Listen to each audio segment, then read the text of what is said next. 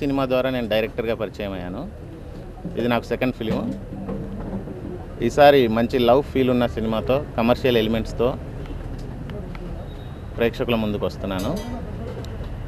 తప్పకుండా ఇది ప్రేక్షకులు ఒక విజువల్ ఫీస్ట్గా తీర్చిదిద్దుతానని చెప్తున్నాను.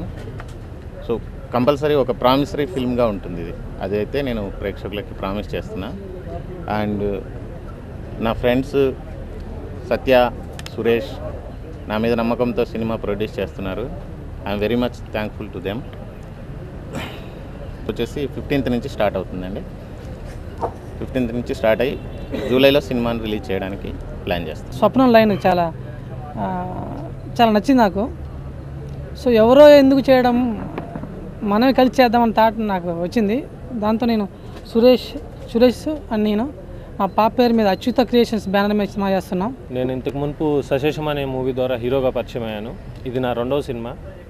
అండ్ ముందుగా ఈ సినిమాకి గురించి చెప్పాలంటే డైరెక్టర్ గారి గురించి చెప్పాలండి. నాగేంద్ర ప్రసాద్ గారు. తను తీసిన ఫస్ట్ మూవీ కీ. మీ అందరికీ తెలుసు అది ఎంత అంటే ఒక ఎడ్యుకేటెడ్ డైరెక్టర్ తీస్తే ఫిలిమ్స్ ఎలా ఉంటాయని చెప్పడానికి ఒక బెస్ట్ ఎగ్జాంపుల్ అండి అది. ఆ ఫిలిం తీసిన తర్వాత నేను సశేషం తర్వాత డైరెక్టర్ గారిని కలవటం జరిగింది. అండ్ మా ఇద్దరి మధ్య స్టోరీ డిస్కషన్స్ కానివ్వండి, వాటి త్రూ నాకు ఒక కాన్ఫిడెన్స్ వచ్చిందండి సబ్జెక్ట్ పైన కానీ, సార్ చెప్పిన నెరేషన్ కానివ్వండి స్టోరీ పరంగా.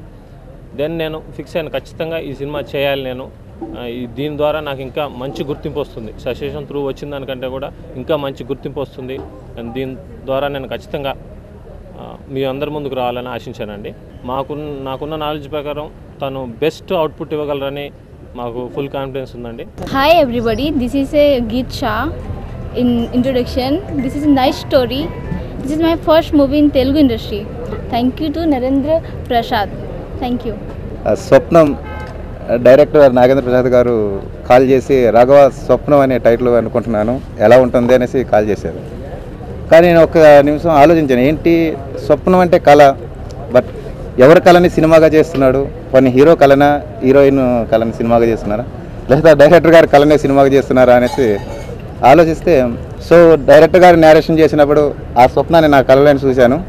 సో ప్రజల కళలకి నేను చూపిస్తాను ఆ స్వప్నాన్ని. Thank you.